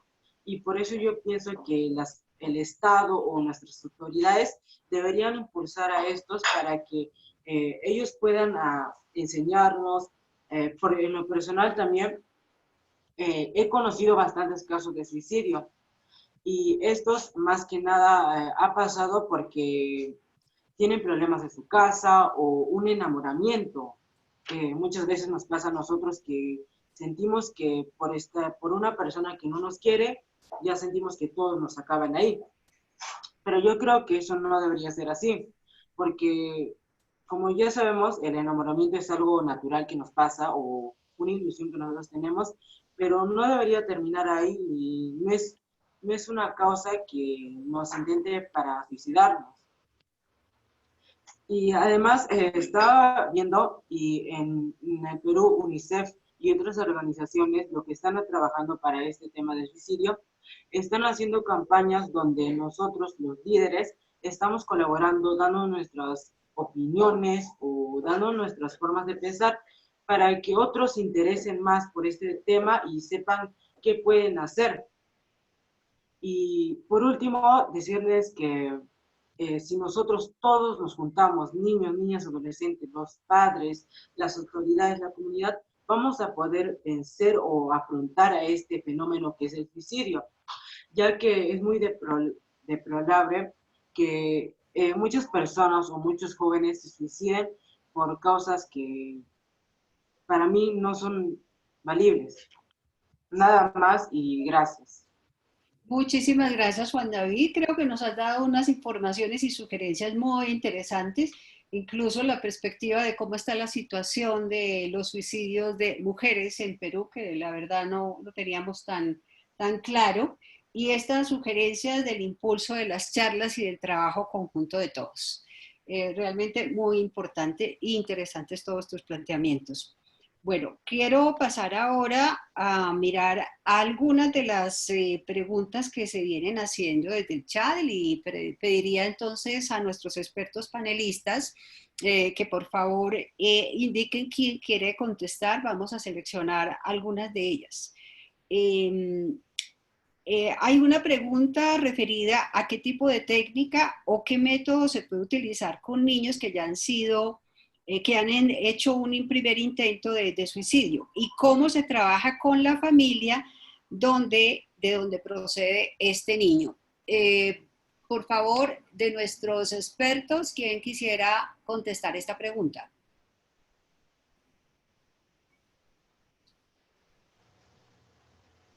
Si les parece, yo puedo Adelante, perfecto. hacer una aproximación y es... ahí veía yo en las preguntas del chat que mucha gente dice que cómo diferenciar entre un intento de suicidio o un intento de suicidio para manipular. Yo digo que todo intento de suicidio, toda conducta que lleve a una autolesión del individuo es una conducta que nos está manifestando algo y que nos está mostrando algo. Entonces, con mayor razón, si un niño ya ha hecho un intento de suicidio, pues hay que acudir a todas las instancias hoy y que hablaron los panelistas de ayer, que es en primera instancia poder determinar si hay factores biogenéticos, neurológicos y establecer si en algún momento existe una personalidad premórbida o alguna alteración de tipo de los neurotransmisores, incluyendo el litio, que es medible a través de un examen de sangre, y establecer a través de pruebas psicológicas que ya existen para determinar los rasgos de personalidad de este niño y determinar hasta qué punto su tendencia tanática puede ser realmente de tal contundencia que en algún momento pueda ser efectiva en el acto suicida. Ayer nos hablaba el doctor González que perro que ladra sí muerde. Entonces a veces la gente cree que porque el niño amenaza o el adolescente manifiesta que lo va a hacer, no le prestemos atención porque lo que está manipulándonos para que hagamos lo que él quiera. Yo diría que así sea una manipulación, es un comportamiento inadecuado e inmaduro y disfuncional al que prestarle la atención. Entonces, diría, número uno, determinar si hay causas de origen neurológico, de origen psicológico, mental, y por último, desarrollar estrategias familiares a través de la terapia sistémica, que es la que yo practico, que es integrar a todos los individuos para determinar por qué quien se manifiesta en actos suicidas está manifestando la disfuncionalidad del sistema familiar. Y muchas veces el problema ni siquiera es de él solo manifiesta la disfuncionalidad o toxicidad de las relaciones parentales y fraternales.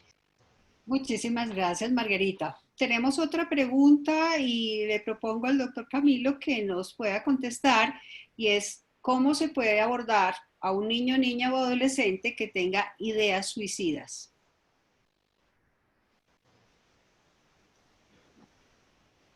Bueno, digamos que yo creo que la intervención, acá varios panelistas ya la hemos mencionado y es que es un engranaje desde la familia, que es la que a veces, la mayor parte de las veces detecta primero la ideación suicida. yo muchas veces sugiero que desde la familia se brinde, digamos que el apoyo pues muy empático, tratar de ser lo más confidencial cuando se identifique la ideación suicida, dar a la familia como los canales de ayuda a la persona que tiene ideación suicida. El engranaje con el entorno, por ejemplo, académico, a veces es importante porque la ideación suicida a veces puede que se presente solamente en un contexto, por ejemplo, cuando el niño se expone a situaciones de bullying, de estrés en el entorno académico, entonces solo se presenta, por ejemplo, la ideación suicida antes de ir al colegio, un domingo en la tarde cuando el niño ya va a empezar su ciclo de estudios. Entonces, a veces el engranaje con el tema del colegio ayuda muchas veces a brindar sistemas de información. Ya lo otro es desde la parte clínica, ¿no? La ideación suicida muchas veces, para definir una intervención clínica, se debe definir la estructuración de la ideación suicida. Tienes un plan de un dónde, un cuándo, un cómo. La ideación suicida se presenta frecuente o infrecuentemente. ¿Qué edad tiene el niño cuando va a presentar la ideación suicida? Porque con el conocimiento de la muerte muchas veces en los niños de menor edad es totalmente diferente al de a un adolescente. Cerca de los 8 o 9 años es que se empieza a interiorizar, a integrar el concepto de que la muerte pues ya es irreversible. Entonces, desde la parte clínica, eso usualmente debe ir apoyado también de la premeditación, si es una ideación suicida que va acompañado de actos preparativos, como escribir cartas, despedirse de los amigos. Eso muchas veces confiere la severidad o la letalidad o el riesgo de una ideación suicida. Entonces, bueno, creo que eso es desde la parte clínica, comunitaria, familiar. Son muchas personas que pueden intervenir en una ideación suicida. Muchísimas gracias, Camilo. Bueno, tenemos otra pregunta. Le propondría a Verónica si nos puede contestar al respecto. La pregunta se refiere a si existen herramientas, baterías o instrumentos que permitan identificar las alertas tempranas o los riesgos de suicidio. Bueno, como psicólogos, y lo dijo Margarita y también el doctor, sí existen instrumentos de acuerdo a la orientación que uno tenga. Pero también es importante, tal vez como procedimiento, hacer una buena anamnesis, hacer una buena entrevista con las personas, saber escuchar es lo principal, porque a veces no sabemos escuchar y tratamos de todos referirnos específicamente a los cuestionarios o a los instrumentos que tengamos como psicólogos, pero en realidad estas personas necesitan ser escuchadas, necesitan expresar sus sentimientos y puede ser por eso decía, el tema inclusive del call center que nosotros manejamos, una simple llamada, una simple escucha de esa llamada puede cambiar la posición que se tenga, ¿no? Entonces hay diferentes métodos e instrumentos para así detectar, a diferentes edades de acuerdo al riesgo, inclusive, como decía el doctor. Pero lo más importante como psicólogos es la escucha que podamos darle a esa persona.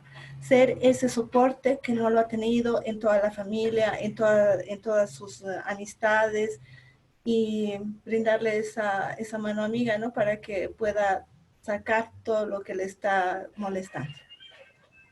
Muy bien, muchísimas gracias. Bueno, tenemos aquí otras preguntas que voy a leerlas y voy a solicitarle a nuestros expertos seleccionar alguna de ellas para contestar. Nos preguntan qué hacer para crear una red de apoyo en una persona que ya presenta síntomas de aislamiento y en la mayoría de las veces desconfianza en las personas. Voy a leer otra más. Dentro de las medidas de vigilancia en niños y adolescentes para prevenir y evitar el suicidio es perdón, esta no la comprendo claramente. Si detectamos rasgos o síntomas como los mencionados, es importante referirse al médico psiquiatra y no dejar de verlo en atención psicológica. Quisiera entonces que nuestros expertos, frente a estas dos preguntas o comentarios que he acabado de leer, pudiesen hacer alguna aclaración o complementación. Doy la palabra a Camilo. No, adelante la doctora Margarita y ya yo hago la intervención. Ok, perfecto, Margarita. Adelante. Solo quería comentar respecto a esa detección temprana y es, no necesariamente psiquiatra, psicólogo, puede ser el orientador, puede ser el docente, puede ser el amigo, pero hemos encontrado especialmente en los pediatras, ¿no? Estoy trabajando precisamente en este momento con una pediatra que se ha interesado muchísimo porque me contaba que muchos niños llegan a su consulta con dolor de estómago, dolor de cabeza, con vómito. Son manifestaciones de un problema emocional y de ideaciones suicidas que el niño está teniendo, pero como ni siquiera las puede identificar, porque el niño no se le enseña cómo identificar sus emociones. Entonces yo diría que toda persona que tenga acceso, incluso la vecina, debemos estar como preparados y como entender un poco que las manifestaciones de los niños y especialmente de los adolescentes no son manifestaciones que hay que tomar en cuenta. ¿Qué día me decía alguien, oye, vas a dar una charla sobre suicidio?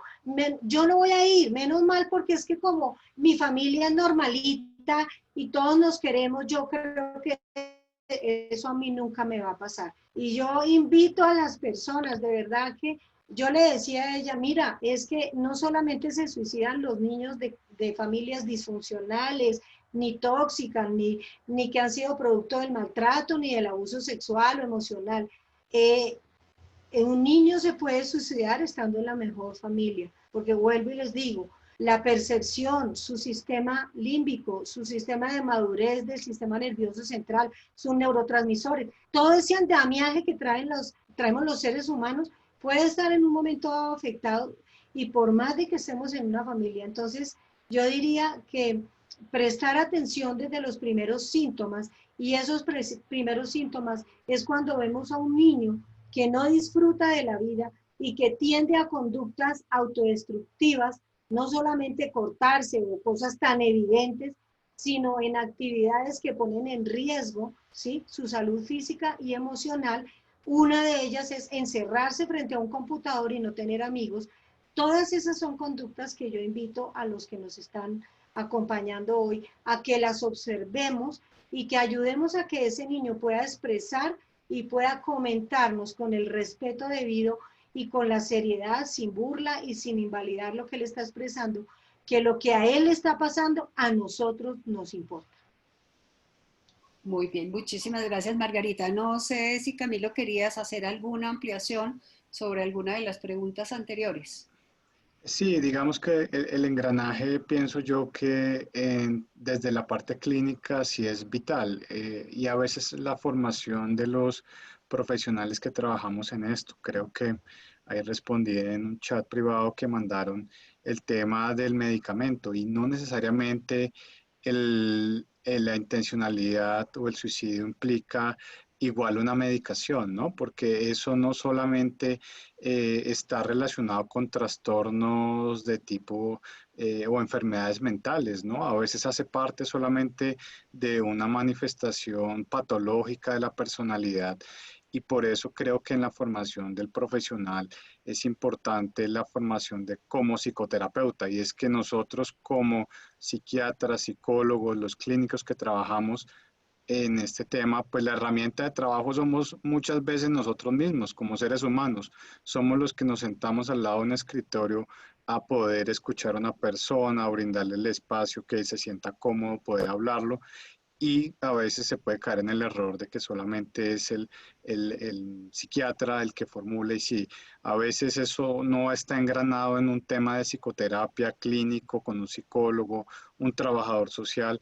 A veces quedamos los profesionales como ruedas sueltas, ¿no? Cada quien haciendo como lo que puede, pero no haciendo un trabajo como en equipo, con familia, comunidad, el colegio. Muchísimas gracias, Camilo. Hay una pregunta que quisiera, Laura, si tú no la puedes contestar, y es, ¿qué hacer cuando las redes de apoyo de los niños, niñas y adolescentes, incluyendo instituciones territoriales o del Estado, no prestan sus servicios de manera efectiva o en su defecto las familias y o cuidadores no se involucran en los procesos psicoterapéuticos. Bueno, eso es un tema realmente complejo que puede ir desde las recomendaciones y desde el acompañamiento a esas instituciones, porque muchas veces es por temor de abordar el tema. Digamos que ese tema ya lo habíamos mencionado en otro momento acá en este mismo panel, y es el temor de acercarse a estos temas. Por eso tal vez las redes de apoyo muchas veces son inexistentes o no funcionan como debe ser, porque realmente las personas que están al frente de estos temas o les restan importancia o temen acercarse y preguntar y, digamos, identificar esas manifestaciones que podemos a veces considerar normales, que el niño de un momento a otro ya no quiere hablar, no quiere comer, está muy dormilón, en fin, pero pues realmente no estamos identificando, no estamos poniendo en el radar que esa es una situación de alarma y que nos debe llamar la atención y que posiblemente el niño está pasando por una situación de sufrimiento emocional complejo y que puede estar considerando el suicidio como la solución a un problema. Entonces, eso puede ser pues como una de las acciones, acompañar y recomendar y tal vez capacitar a esas personas. Y por otro lado, pues hacer el llamado de atención a las instituciones que definitivamente están llamadas a hacer este tipo de identificaciones y que tal vez las están pasando por alto, que pues eso ya sería dependiendo de la normatividad que haya en cada uno de los territorios y en cada uno de los países. Muchísimas gracias, Laura. Perdón. Quisiera complementar brevemente. Quería complementar un... Ok, adelante. Es muchas veces esas redes de apoyo que están también equipadas, instauradas, no son efectivas porque la familia de una persona que ha hecho intento de suicidio siente vergüenza porque es muy juzgada. De hecho, se acercan a pedir ayuda y lo primero que le dicen es: ¿usted qué le hizo?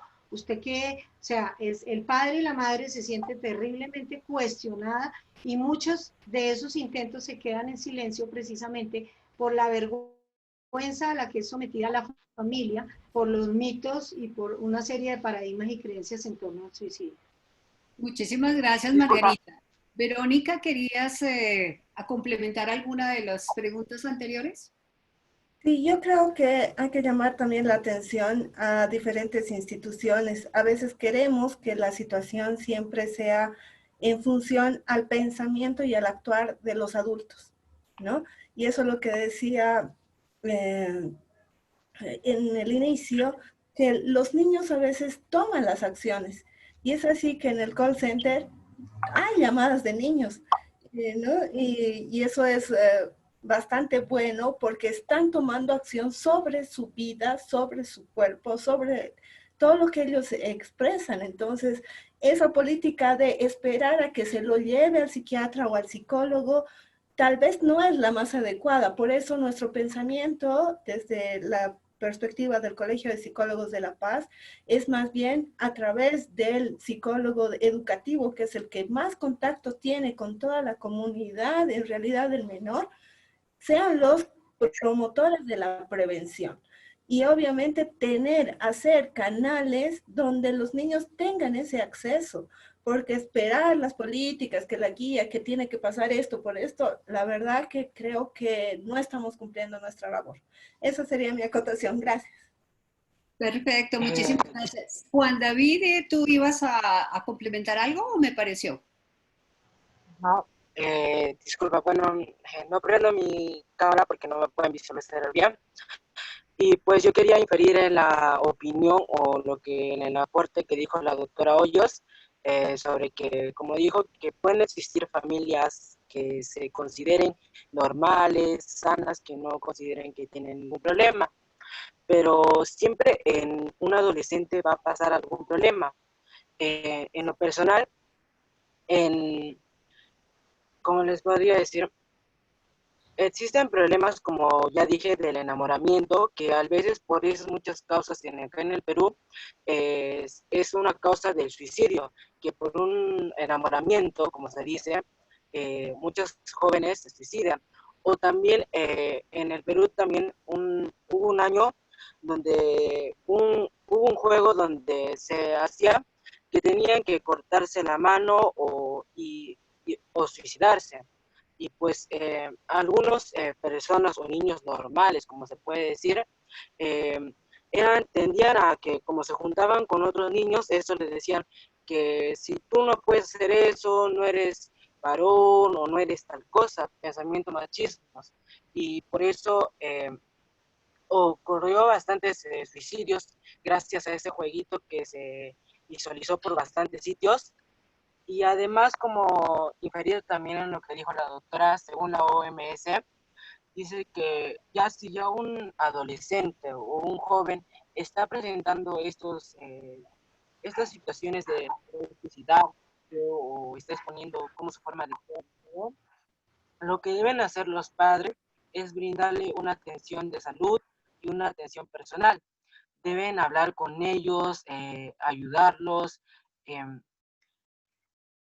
y también lo que deben hacer es otros objetos que sean para suicidarse, alejarlos de ellos, para que estos no puedan cometer esto. Y nada más, gracias.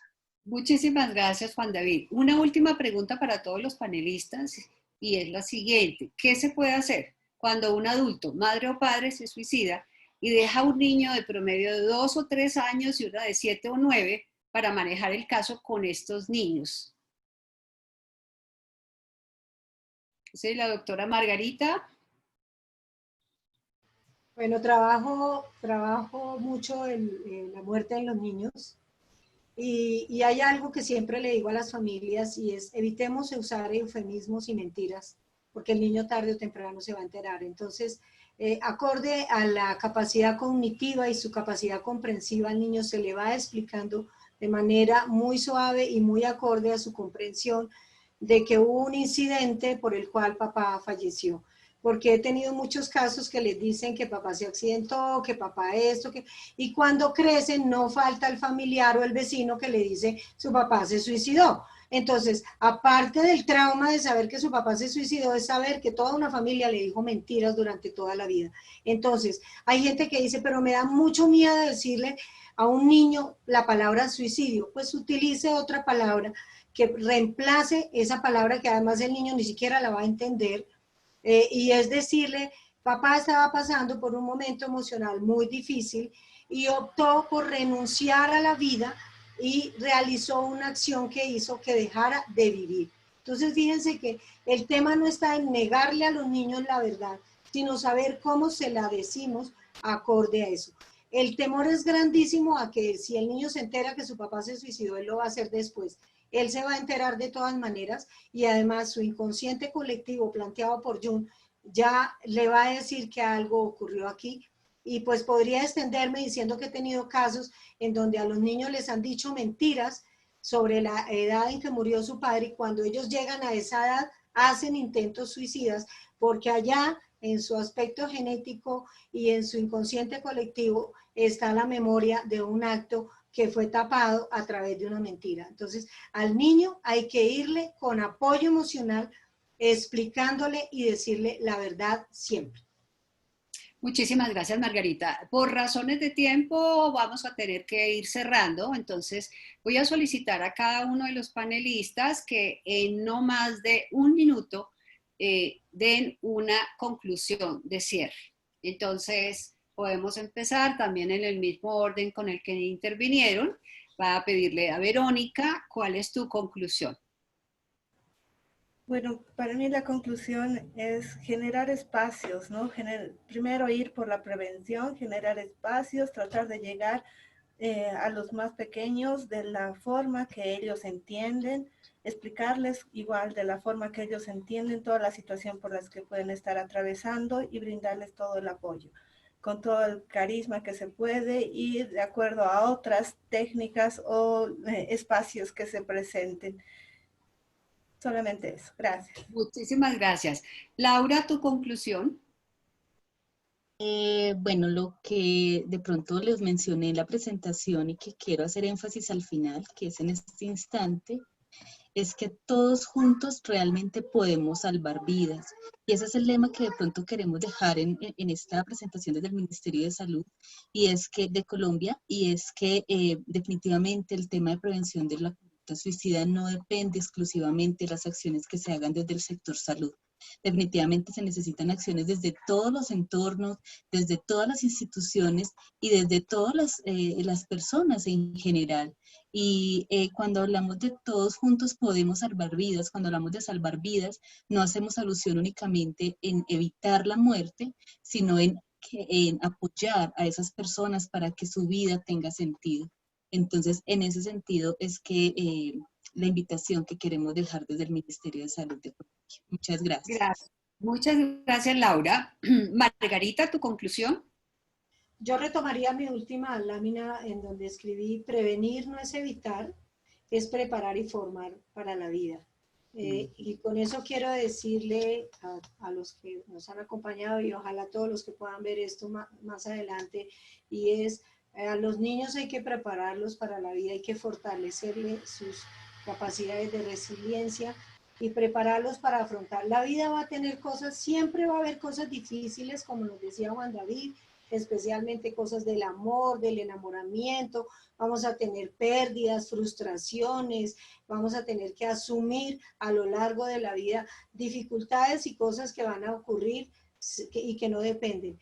Entonces, ¿qué nos corresponde como individuo? Preparar a nuestros niños para aprender tanto a ganar como a perder, para el manejo de los impulsos, para ser responsables de sus actuaciones y especialmente para que asuman que la inteligencia, si la ponen de su lado, es una fortaleza para la vida y una riqueza interior y espiritual para asumir cualquier inconveniente. Obviamente, pues sin dejar de lado que hay trastornos que nublan esta posibilidad de ser resilientes en la vida. Muchísimas gracias, Margarita. Juan Camilo, ¿tu conclusión? Sí, bueno, como conclusión, la identificación temprana debe estar acompañada usualmente de intervenciones tempranas. A más temprana edad se intervenga, más se puede ayudar a una persona con riesgo suicida. Ya lo que he repetido en 2 intervenciones es el trabajo engranado entre el psiquiatra, psicólogo, familia, comunidad y colegio. Las conductas autolesivas, no minimizarlas. Muchas veces pueden ocultar una conducta autolesiva una intencionalidad suicida. Muchísimas gracias, Camilo. Y Juan David, tu conclusión final.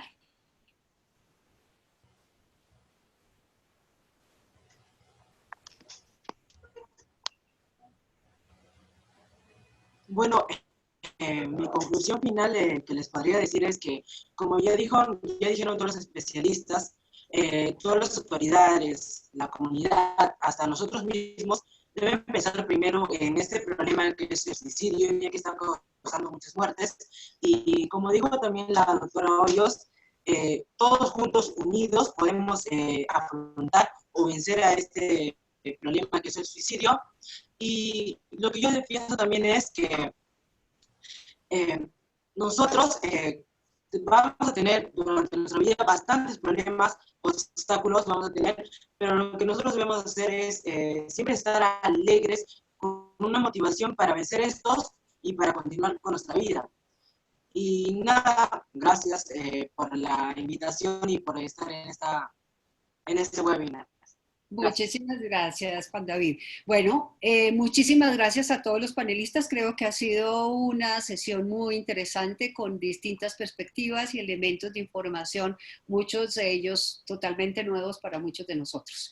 Entonces, al público que nos acompañó, mil gracias y la invitación para continuar acompañándonos en el día de mañana, donde se va a abordar de una manera específica el tema de herramientas. A todos, entonces, nuevamente, muchísimas gracias y un buen día. Gracias. Gracias. Gracias. Cuídense.